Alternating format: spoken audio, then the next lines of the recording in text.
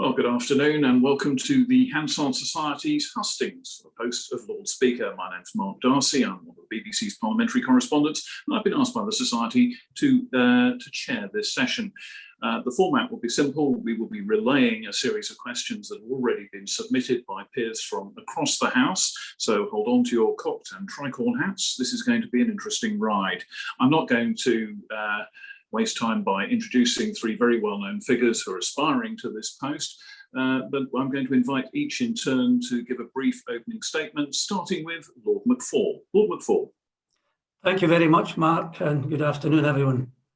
Can I start by saying I believe in the House of Lords. As a backbench MP, a whip, a minister, and as a two-term chair of the Commons Treasury Committee, I have experienced the other place. I appreciate its vitality and its vigour, the challenge it brings to each and every government. But as Senior Deputy Speaker, I have witnessed at first hand the unique strengths of the House of Lords, a unique strength and a repository of expertise and experience without equal in this and any other country. Some of the most able people in the land from every walk of life help raise the level of national debate, scrutinise and modify legislation, and hold government firmly to account. So I am deeply proud to be a member of your Lordship's House. But as we know, we cannot stand still. We face a number of very significant challenges. We must be ever more representative of the country at large. So as Lord Speaker, I would work with all parties and the House of Lords Appointments Commission to drive towards an ever more diverse House that represents every strand of political opinion, every corner, every nation, every region, a proper gender balance and representation of minorities, and every part of the public sector and of our key wealth-creating areas of the economy. I would carry forward and build on Lord Fowler's bold endeavours to reduce the size of the House. And I would champion the external management review to improve the quality of services on which the Lords depends and to ensure that we offer all the talented staff who support us a modern, progressive and respectful workplace.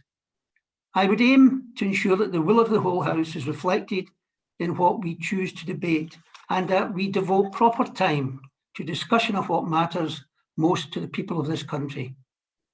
Let us end the indignity of 1 minute speaking times in debates on critical issues.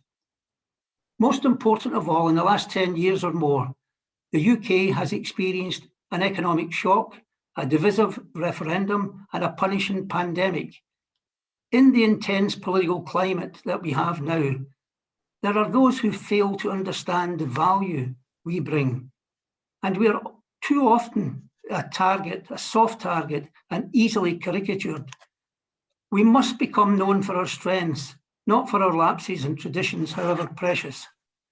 So, along with defending our union, my single most important task as Lord Speaker would be to carry the argument for the value of the House of Lords to every part of the political spectrum, to every segment of society.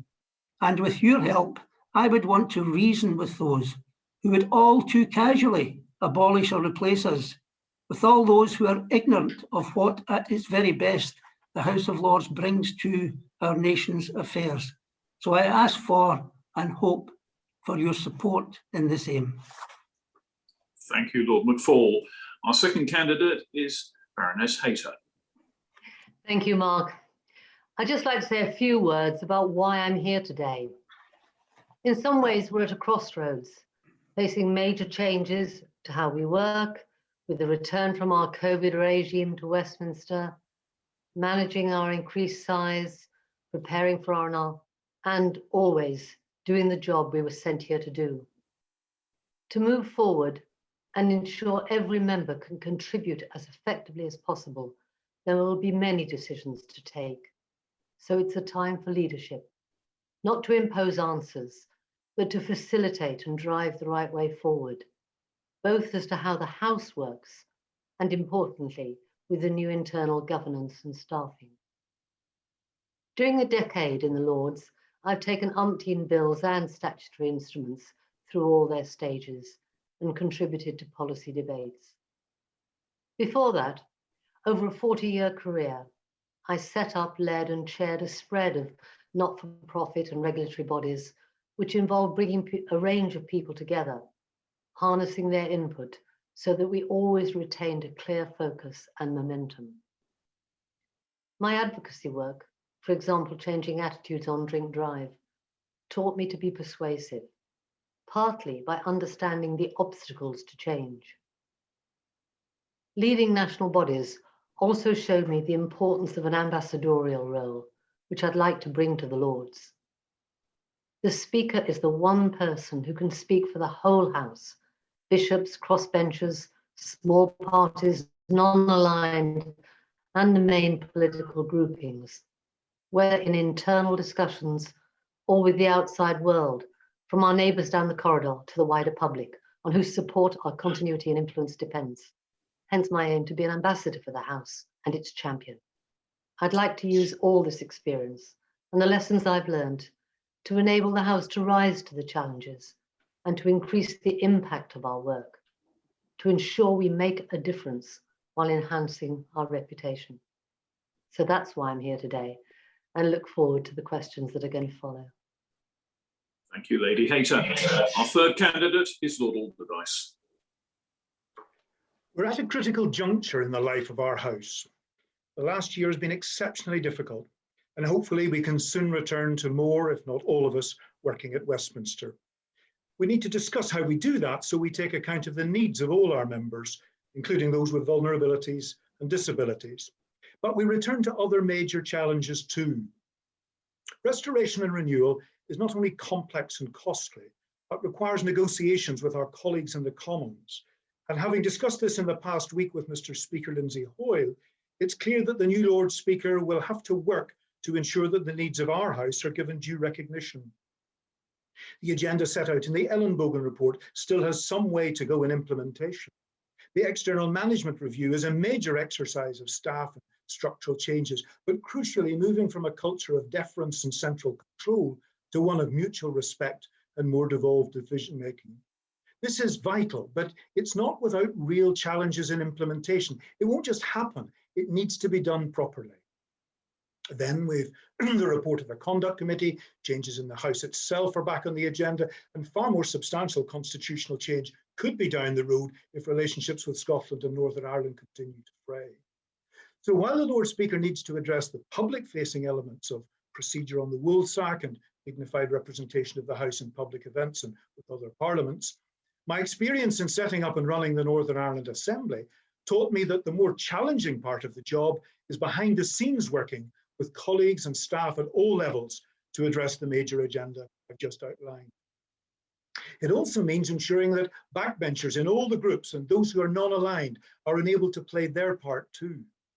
With the challenges we're facing, we can't afford to lose out on the insights and contributions of any of our members or our staff. We don't have to agree with everyone, but we do need to listen and take them seriously.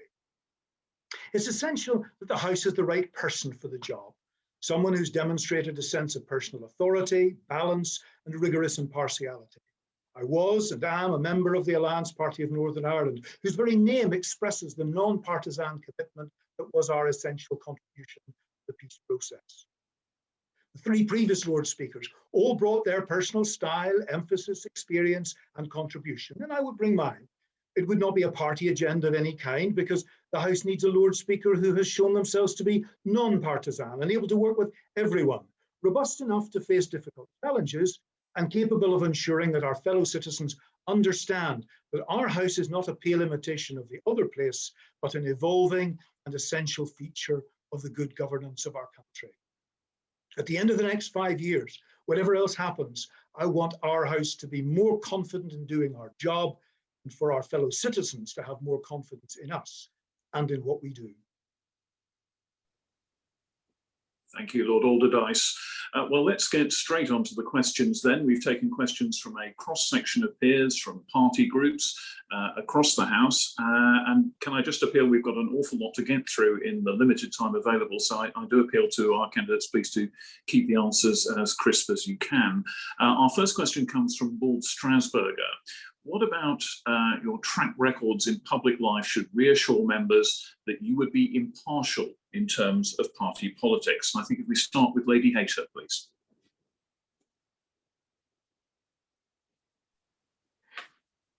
Thank you. Sorry, I was just unmuting. Thank you for that.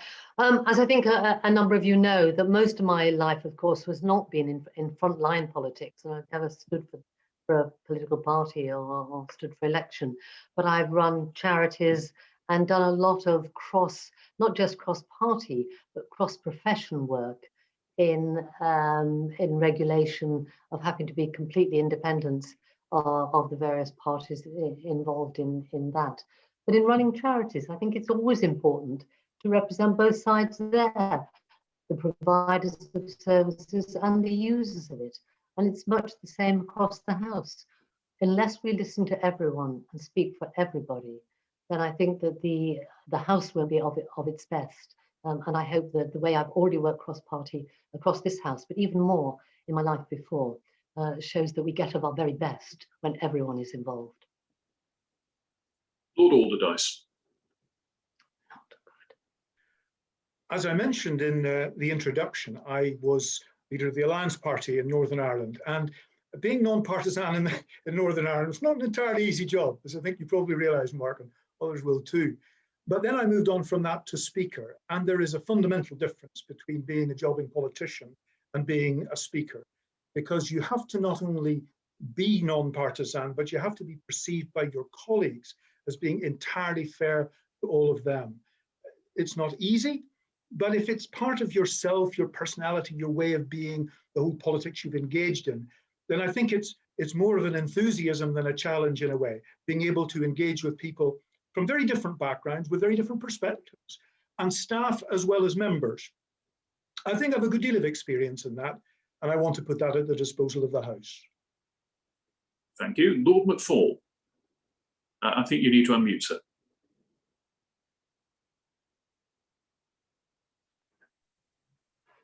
Hello, yeah, thank you very much. My record for the past 5 years as Senior Deputy Speaker as non-affiliated has never been questioned, and my non-affiliation is up front all the time. I'm here to represent the interests of members as Senior Deputy Speaker. Indeed, my old friend, one of the Liberal Democrats members, had described me as a shop steward for members. So my focus has been in members, irrespective of where they came. I have no usual channels or anything else, independent. When I was in the House of Commons, for 10 years, I chaired the Treasury Select Committee, and I had 10 years of unanimous reports. So I brought people together on these issues, and that was crucial. Otherwise, the status of the committee's integrity would be questioned on that.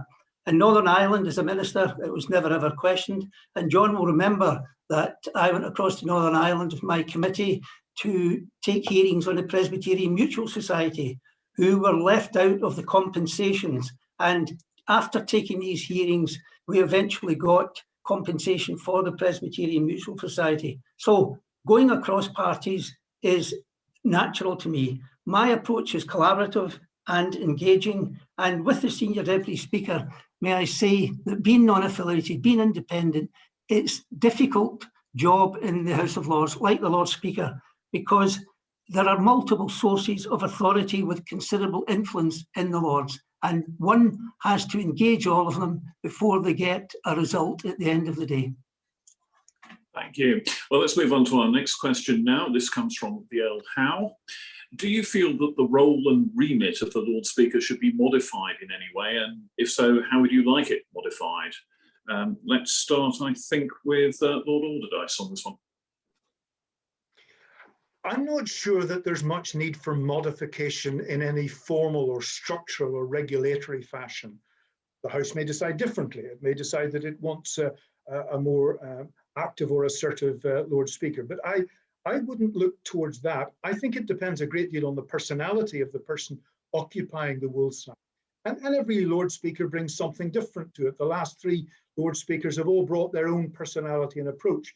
I always found that in the Northern Ireland situation, it was a question of the relationships that you develop with the different parties and individuals and groups. And with that, with the strength of the relationship, you could make all sorts of things happen.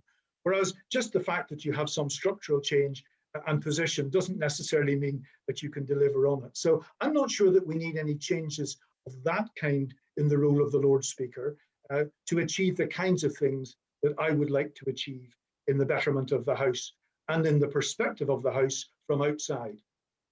Lord McFall. Again, you need to unmute.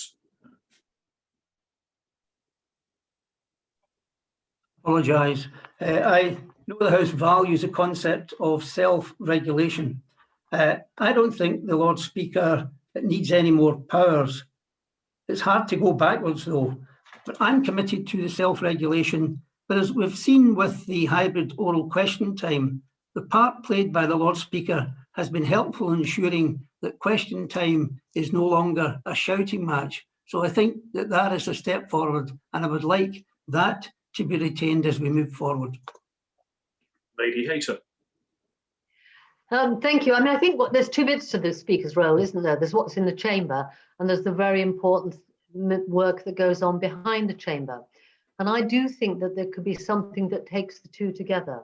It's interesting what Lord McFall has just said about question time, because in a sense, this is the cusp, I think, where some people would want more change.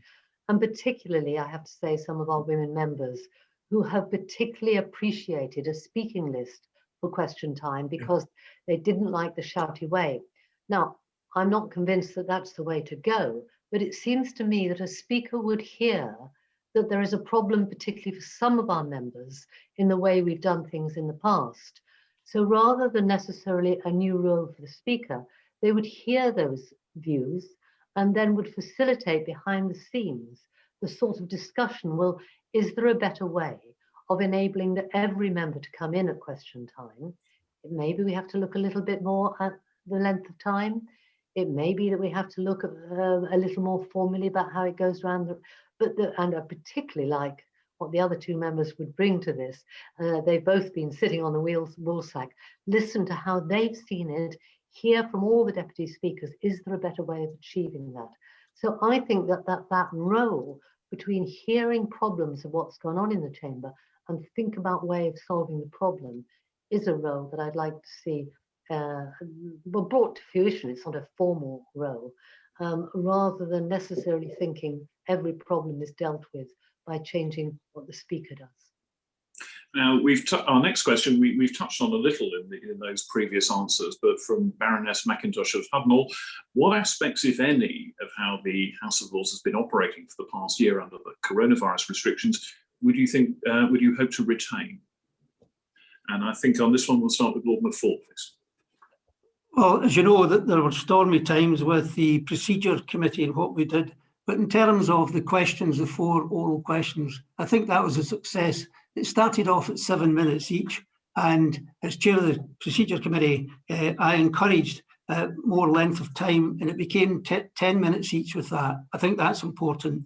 On urgent questions and PNQs, I think they've been very good, and Lord Fowler has increased that a lot. And I think that relates to the chamber wanting to debate things which are more relevant to society. And I would like to keep those concepts. Yes, it may add a bit of time to the debate, but it is a more informed debate, and it's engaging more with what society is looking for. So on those initiatives, I would be up for retaining them. Lady Hayter. Thank you. I think there's 2 things to say. One is about the hybrid system, where when we're all back in the chamber, I just wonder whether there'll be some things that we can continue to do by remote. There may just be our internal committees, for our internal workings, for example. It may be that our select committees want to keep that facility for having witnesses. We've all learned, if you like, to use this new tool only because of hybridity, frankly. And therefore, we might want to keep that facility albeit not for, if you like, our main business. Though it's possible that some of our smaller committees doing the SI work or some scrutiny might want to do that, and it being there might be good as an option. The other thing, which is about how we handle over timing of things. It's partly what Lord McFall said about how long we have for something, but there's also the timing. One of the interesting things about private notice questions is how difficult it is for people to participate. Even before COVID, you know, sometimes we wouldn't know till 12 o'clock that it was going to be taken, and it may be taken at 3 o'clock. In which case, if you weren't at Westminster, it was quite a rush to get down there. And even now, you've got a very short time to sign up for it. And I do think there are lessons we've learned about whether we can perhaps agree a private notice question one day, but have it the next, that enables more colleagues to participate. So what I think has happened is that we may be less rigid about every rule we've always done and see where we can take bits of them to make our normal way of working better. Thank you. Lord Allardyce. Yes, I think there are some ways of working that were in principle entirely possible for us before all of this, but we didn't really make that much use of them. For example, the use of Zoom and MS Teams to enable us to have witnesses coming in from all over the place, all over the country, obviously, but actually all over the world.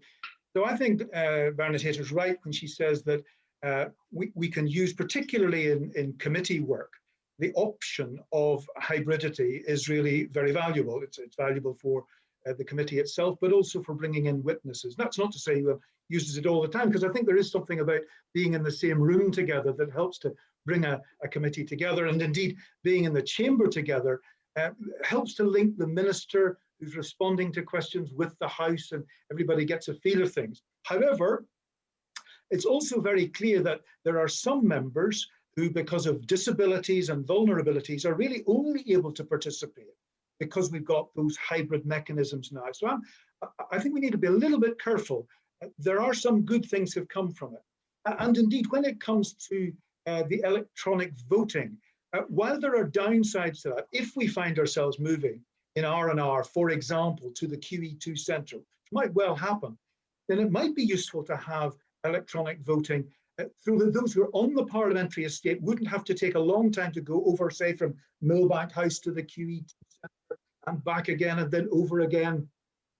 I think we've learned that we can use technology which already exists, and we can develop new ways of working, procedural ways and practical ways, and we shouldn't lose those when we move back to working together. We should be trying to facilitate those who are vulnerable and have disabilities, and also those who are coming from a significant distance. That's an important element of things too.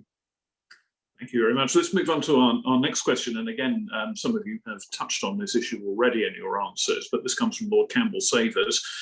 Where do you stand on giving the Speaker real power to intervene in the chamber during question time and in wider debates? And I think on this one, we shall go to Lady Hayter first. Thank you. Well, I think I did touch on it a bit, but maybe I could take a bit longer. I think there's a real problem about it within our current setup, unless we change it a lot, about giving the Speaker the power, for example, to call people during question time, which is what people often ask for. We have a very different format from the Commons for questions. There may only be perhaps 7 people on each question. And I think it would be invidious to ask the Lord Speaker to decide whether to take a frontbencher or backbencher from the opposition parties, or which backbencher from the governing parties, or indeed which crossbencher, should there only be one called in a question. So what sounds like quite a good idea for a better way of deciding, I think would lead a lot more thought, including possibly having far more answers to each question. In which case it would be easier to take a balance, because I think otherwise the Speaker would risk becoming political and taking policy choices. I do think that the raised eyebrow, I've been trying to practice mine against very long speeches or interventions, might not go amiss, but I think that would need to be very gentle.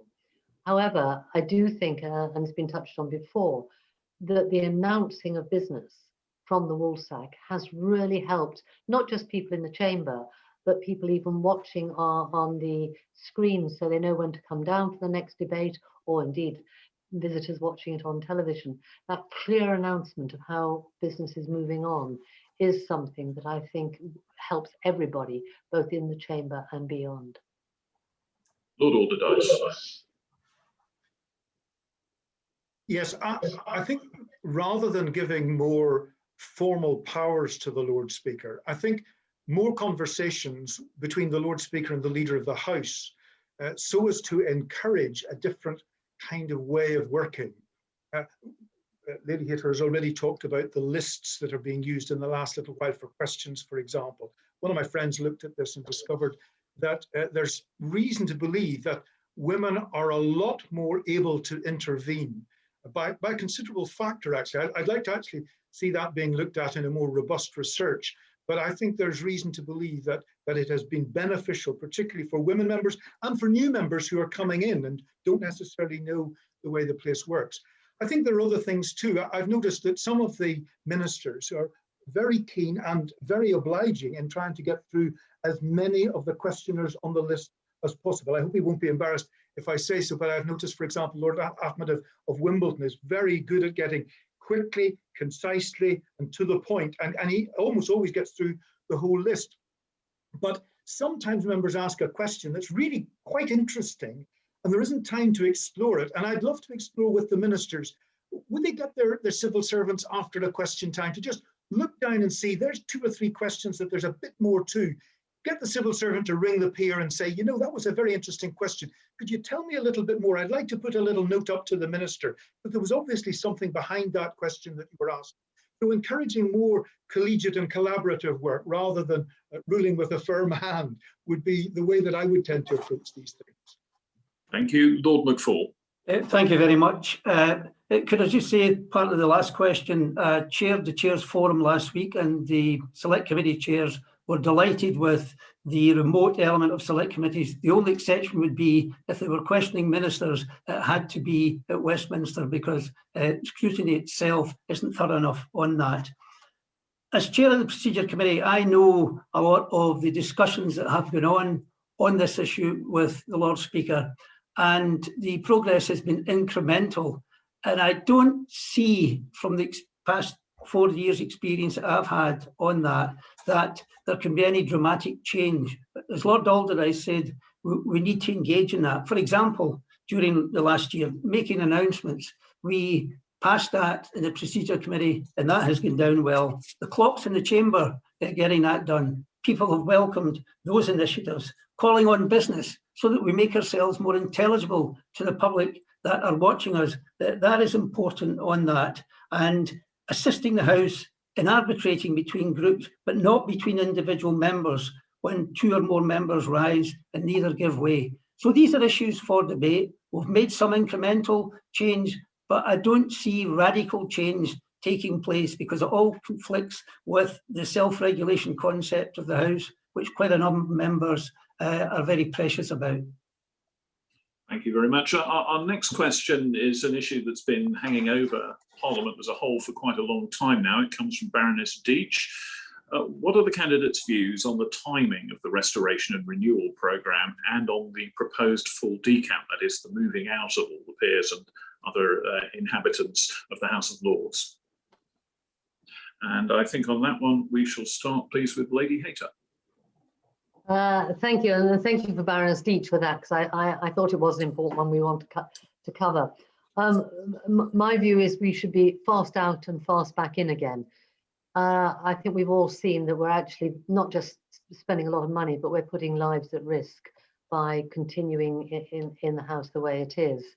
Yeah, I don't want a piece of masonry to have to fall before we make the move.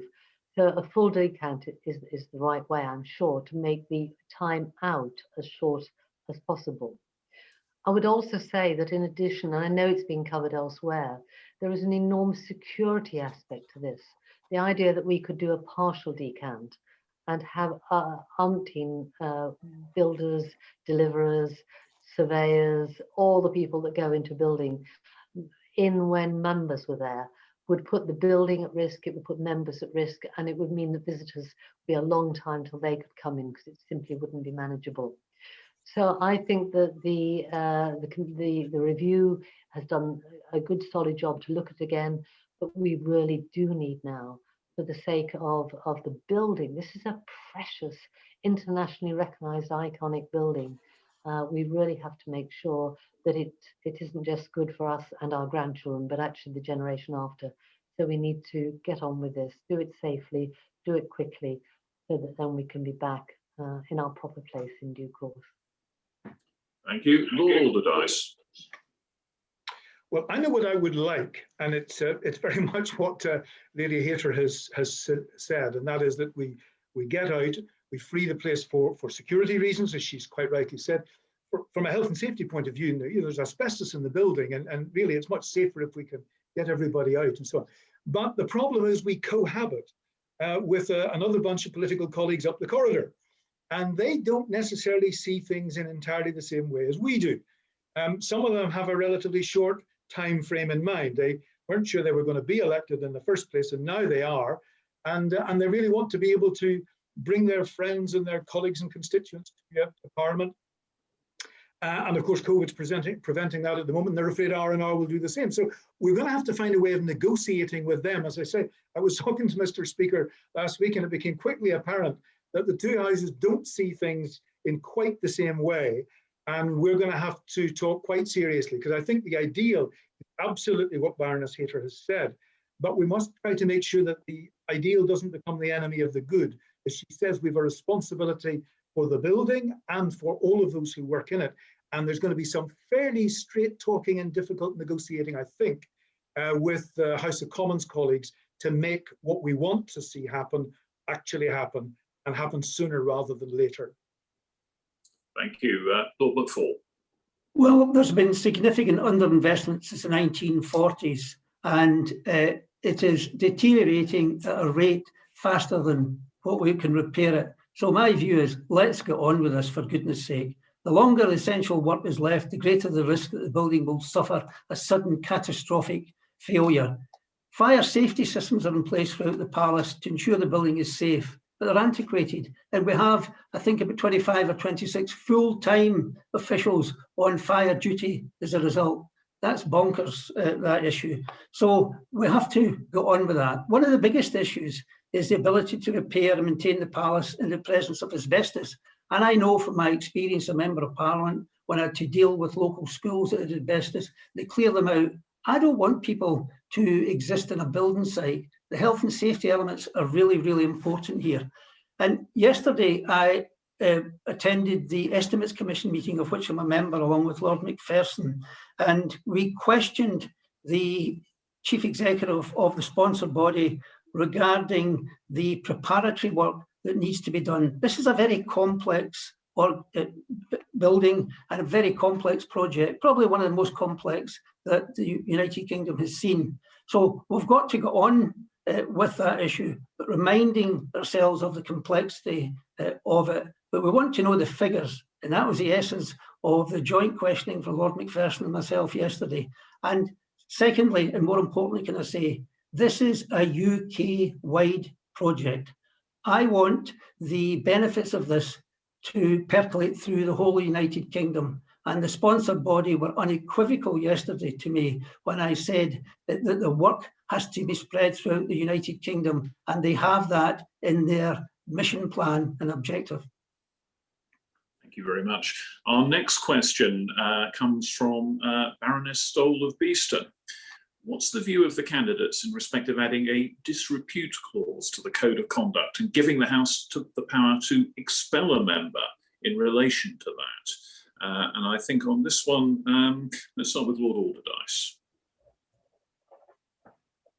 Well, Lord Manson and his committee, of course, have been considering this question and have produced a set of proposals for introducing such a clause. There's some members of the House that are very keen about this and would like to really strengthen it up. There are others who are very wary of it and uncertain. My own view is that there are ways of dealing with the kind of problem we've seen with tweets that are obnoxious and disreputable as far as the House is concerned. And the Lord Speaker can play a role. I find myself, for example, in the past, as Speaker in Belfast, sometimes having to call a member in and explain to them that their behaviour simply wasn't acceptable and there would be consequences from their colleagues if they didn't restrain themselves. Often it worked. Where it didn't, I think the next step is in fact engaging with colleagues. I think one of the anxieties about the proposal that came forward was that it would be handing a lot of power to the Commissioner of Standards on something that some people regarded as freedom of speech. So I think Lord Manson and his committee have decided that they're not going to take things forward in the way that they'd originally designed, but that they're going to keep it under review. And I think that meantime, the Lord Speaker and indeed the Conduct Committee can undertake other approaches to it to see if they work. And if they don't, then we have to move down the road of the Conduct Committee's proposal. But I'd like to see if we can try some other ways in the meantime. Thank you. Lord McFall. So, as chairman of the Procedure and Privileges Committee a number of years ago, I had to deal with a very, very sensitive case on this issue. And the aspect of disrepute clause came up in discussions.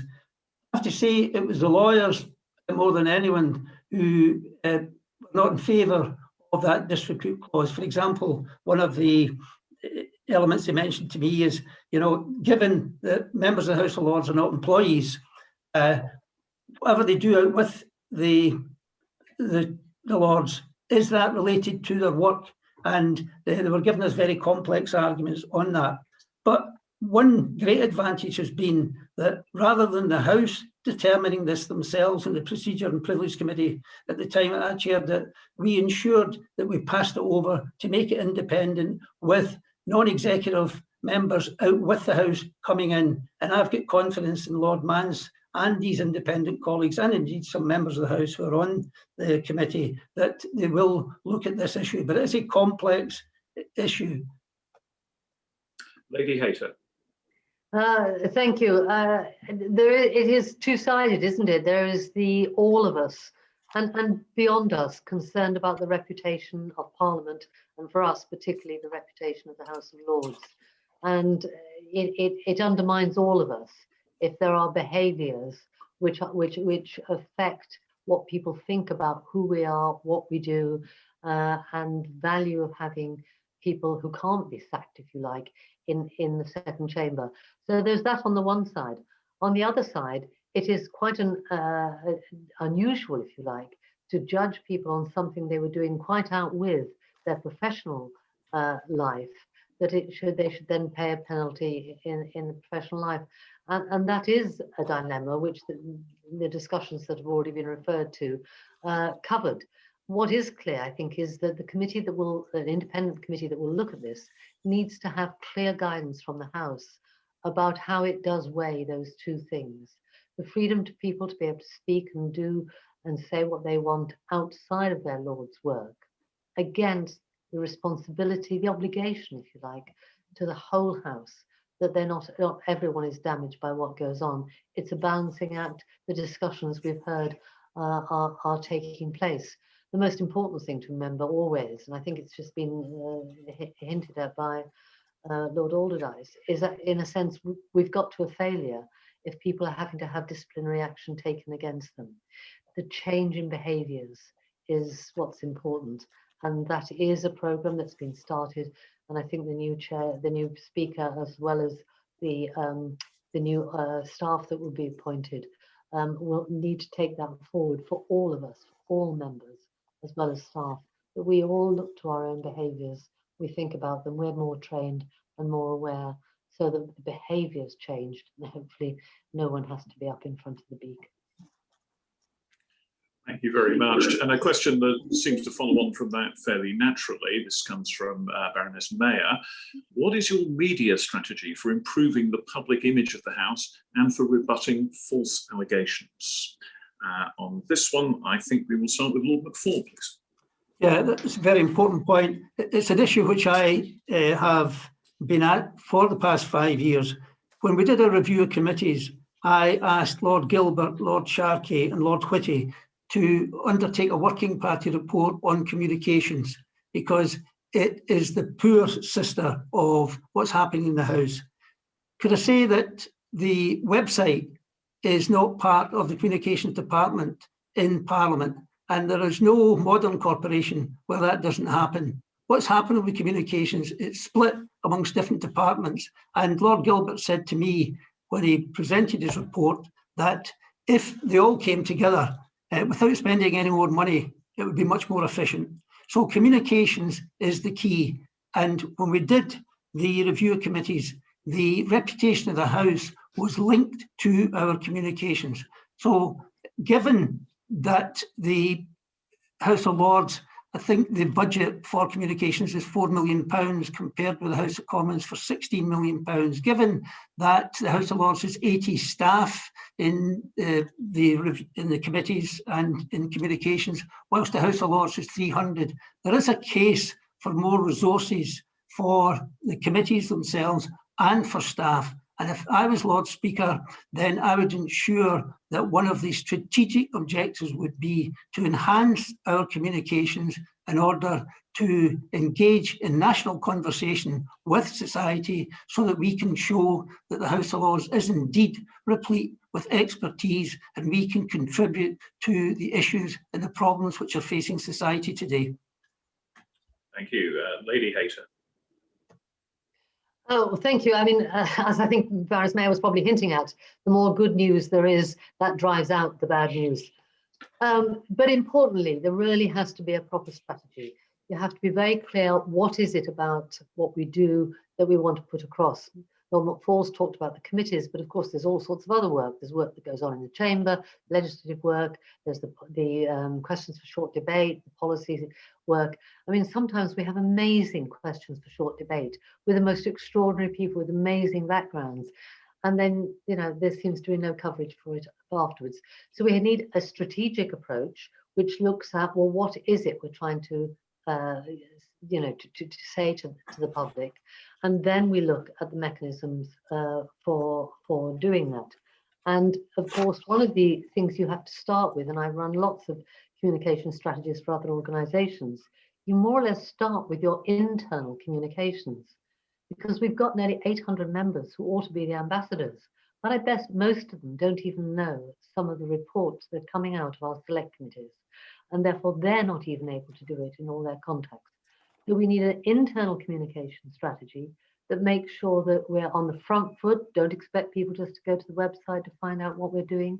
We're telling people within the House, within the staff, what we're doing, and then we have a clear strategy for which of those bits go to which of the specialist press. And any of you who've been involved in press work for ages know you really need to know, is it a regional press story? Is it a professional, you know, a trade association type story? What is it? And you have your communication strategy about that.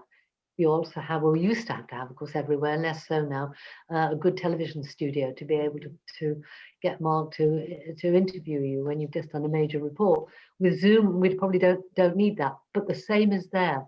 Really good links between the specialist press who would want to talk to someone and the report or the debate that's just taken place. But it does need strategic approach, know what we're trying to achieve, and then push out on the front foot those very good stories of what we do. Thank you. Lord Alderdice. I think there are 3 or 4 things that I would want to do. The first thing is that I think the Lord Speaker can, without being party political or partisan, can do interviews and engage in broadcast media, radio and television to explain more about the House, its history, what it's doing now, changes that one hopes will take place, and so on. The second thing is it's possible to bring opinion formers into the House, newspaper editors, people from the BBC even, who are not coming in invited to report on something, but to engage with the Lord Speaker, the Senior Deputy Speaker, other members of the House, to say, well, this is the kind of thing that we're doing. How can we have a conversation about this? Maybe you didn't understand we're doing this. We'd like to know how it would be helpful to you to receive material, just to engage in a conversation.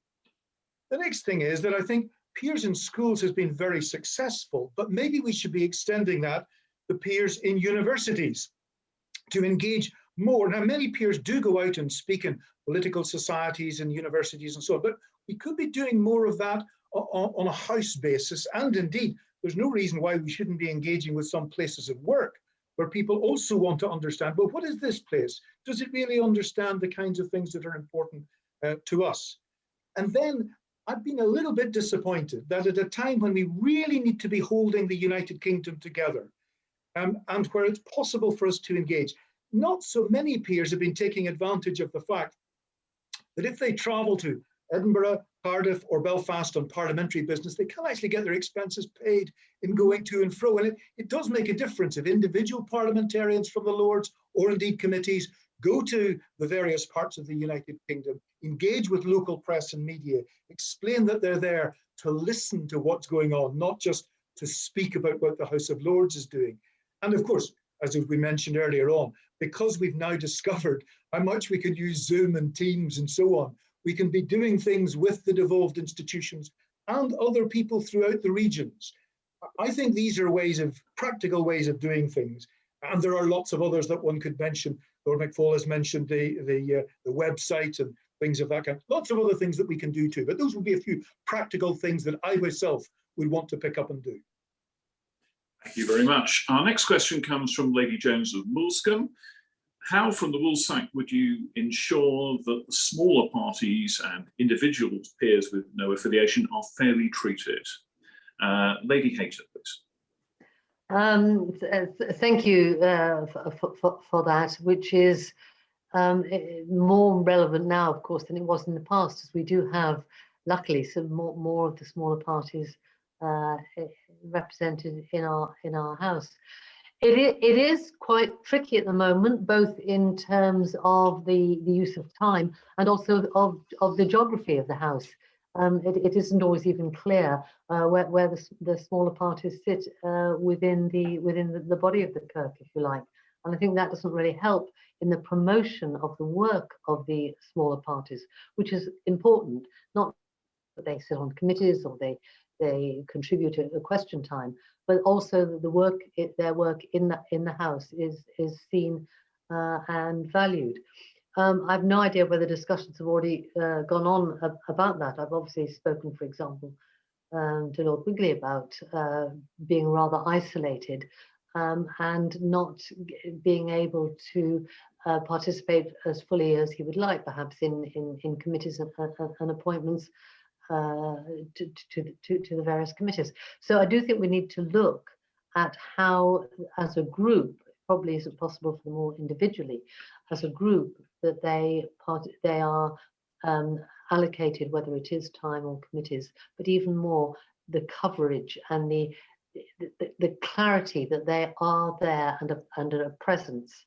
I often feel a bit, I don't want to say sorry for Baroness Jones, she doesn't need that, but she's so hidden where she sits amongst the Labour members that it probably isn't as clear to people watching that she actually has a very different and virtually unique voice within the House, because that isn't signalled by the very place that she sits. She's not signalled as being a different party. Maybe we need to look at that. I know, again, people like to say you can sit wherever you do in the chamber, but I do think we need to look at some of these habits we have and see whether they really are fair to everybody, so that they can play their full part.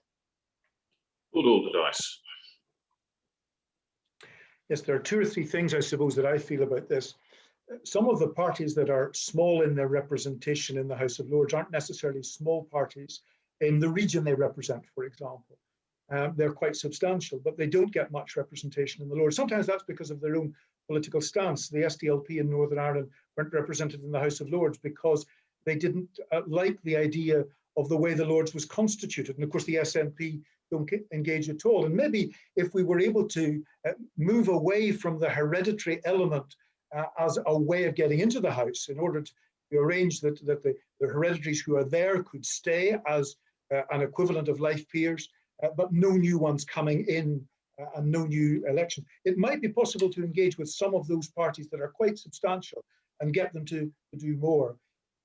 But it's of course not just the parties, and indeed all the Northern Ireland parties are in that position, except that I and Alliance I've been able to sit on the Liberal Democrat benches with colleagues there. But all the rest, the DUP, the Unionists, SDLP, Sinn Féin don't come at all, engaging with them to try to find a way that they can be represented. But also there are non-aligned peers who are not members of any other party. There's some 47 non-aligned peers at the moment who are not members of the crossbenches or any party.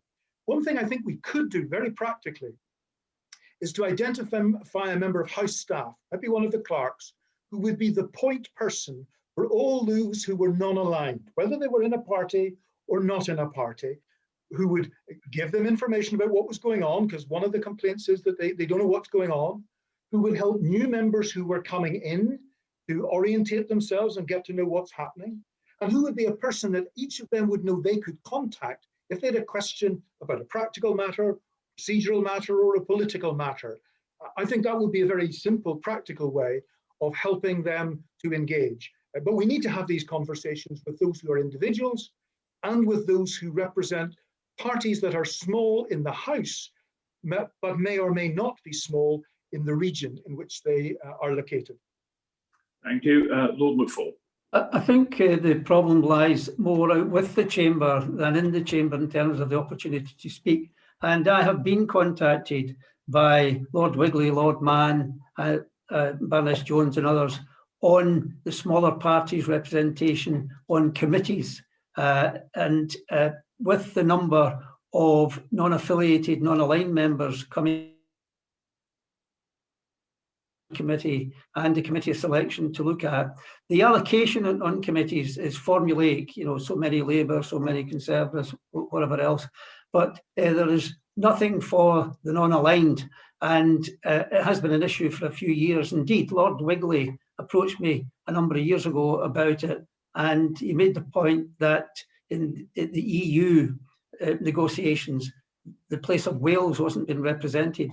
So I managed to get him on the EU subcommittee on that, but we need to do more on that issue, and there has to be that in negotiation with the committee of selection and the procedure committee. And I've already committed myself to meeting a number of non-aligned people to discuss this and take it forward. Thank you. Our next question follows on a little bit from this, from Lord Faulkner of Worcester. Does each candidate support the recommendations contained in the Burns Committee report to reduce the size of the House over time to 600 peers? And if so, how do they envisage achieving that? And on this one, I think we'll start with Lord Alderdice, please. Yes, I do support them, and it's been disappointing to see them being somewhat marginalised. And I think we need to explore how we get things back on track. It does actually need to be a conversation with the Leader of the House, and through the Leader of the House, perhaps even directly with the Prime Minister, to see whether it's not possible to fulfil the Burns report requirements and at the same time ensure that the government is able to get its business through in a proper but properly accountable way. I think one of the issues that arises is, again, this question of what happens whenever there is a change of government and a change of balance in the House. There are ways in which the Burns report recommended we achieve that, and we were actually getting somewhere with that. Change of government and approach has meant a change and a setback for the Burns report. We need to take it up, and we need to find ways of delivering it. And my experience has tended to be that it's only when you sit down with people and say, okay, what's your problem about living with this? Why can we not find a way of going forward together that will strengthen Parliament? And when you do that, I think it can be possible to achieve a better outcome. But the Burns report remains the model. There isn't any good alternative to it. And it involves a degree of self-restraint on the part of the Prime Minister and the party in government. But there may be reasons that they are doing it that can be accommodated in other ways. And I'd like to explore that with the Leader of the House and indeed with the Prime Minister. Thank you. Lord McFall. I most certainly support the Burns report. It worked very well, and there was a good cooperation with Mrs. May and the Lord Speaker on that. We've had a hiccup since that particular issue, but I would re-establish the Burns Committee I think it is going anyway, but I'd re-establish it, have discussions with Lord Burns and his colleagues. And as Lord Alderdice said, there's nothing but fit for face-to-face engagement. I would seek a meeting with the Prime Minister and sit down and say, what are the issues here? This is what we're trying to achieve. We don't want to be any bigger than the House of Commons. 600 is the target. And if these negotiations were in any way productive or even not, get Burns Mark 2 to go forward. But we need it because it is absolutely linked to the reputation of the House. And it's also linked to the Hereditary Peers issue.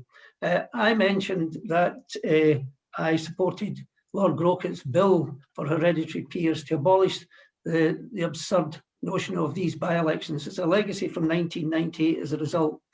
And whilst we're having Burns with 1 in, 2 out, with Hereditary Peers, we've got 1 in, 1 out, with the result that the number of Hereditary Peers has not diminished over time. And if over the past decade or more, we would have had the 2-for-1 arrangement for Hereditary Peers, the number of Hereditary Peers would have been less than half. So that's an anomaly, and that's tied to the size of the House as well. So yes, implement these issues, Lord Grokett and the others, but maintain Burns, and the message has to be, we're here for the longer term with Burns, because we do want to make this House the same size or less than the House of Commons.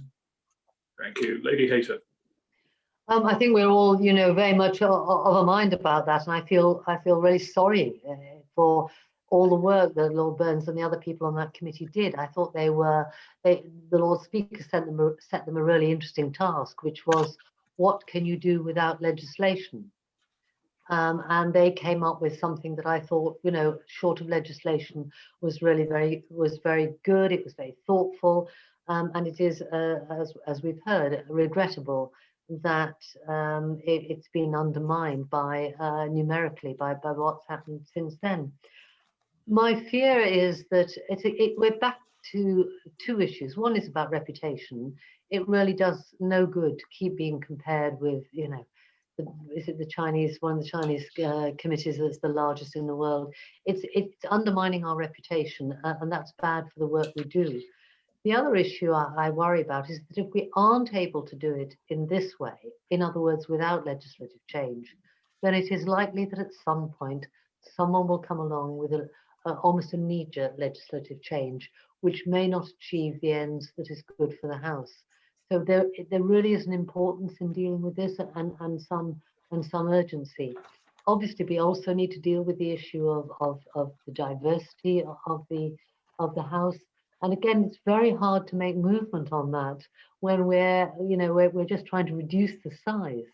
So that refreshing by having either more women or more ethnic minority representative people, or indeed more people with disabilities or different backgrounds, it won't be possible really to start championing more appointments if we're absolutely aware that the size is the big problem to all of that. So this isn't something we can just put on the back burner.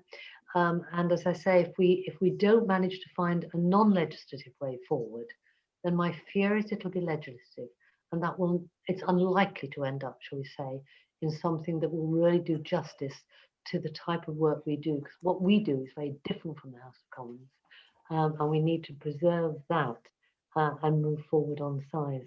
No easy answers, I'm afraid, Lord Faulkner, but I think he knows that. Thank you very much for that. We're into the very final straight in this hour-long hustings now. So our final question, which comes from Baroness Meacher, and I think we need quite brief answers on this, if I may.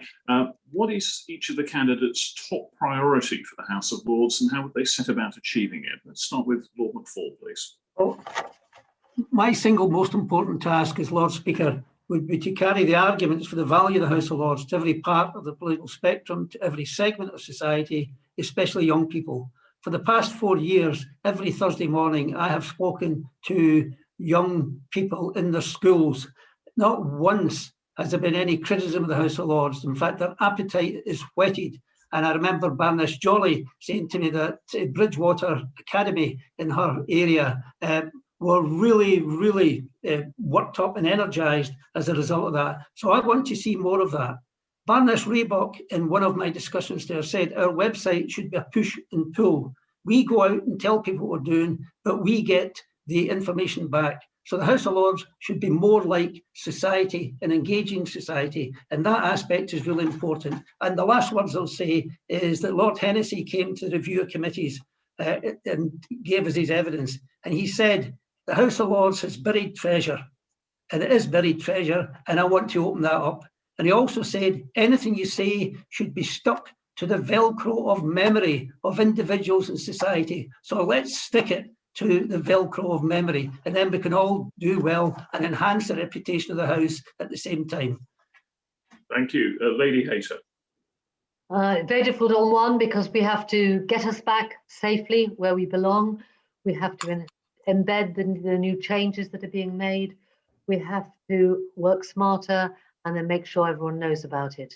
So it's actually one task, albeit with different strands. If it really is my last words, can I thank you, Mark and Hansard, for getting us all together to do this. I've enjoyed it. I hope everyone else has. Thank you very much. Lord Alderdice. It's very clear there is no one single task. We've got a very complex job to do, as Baroness Hayter has said, to get back to working in Westminster and accomplishing all the things that we need to do. But there is one task for the Lord Speaker, and I'm reminded of it every time I walk down from Central Lobby to Peers Lobby. And on the left-hand side, there's that painting of Speaker Lentil confronting the King, King Charles, in January 1642, when the King comes in to make a demand. And Speaker Lentil says, I've neither eyes to see nor tongue to speak other than this House gives me. I am the servant of the House. And to me, that's the role of a Speaker of any such institution, and not least the Lord Speaker. So that would be my single aim in order to facilitate the House in its many and complex responsibilities. Well, my thanks to all three of the candidates. We've had a very interesting discussion of all the many issues surrounding the operation of the House of Lords. And there'll be another exciting episode from the Hansard Society on Monday, the 12th of April at 6 p.m, when we hope to have all the candidates back. We would very much like to continue getting questions in. We have some questions that we didn't manage to ask today, and they'll be in the mix for the next session as well. But for now, from me and all the three candidates, goodbye, and I hope you found that an interesting and useful session.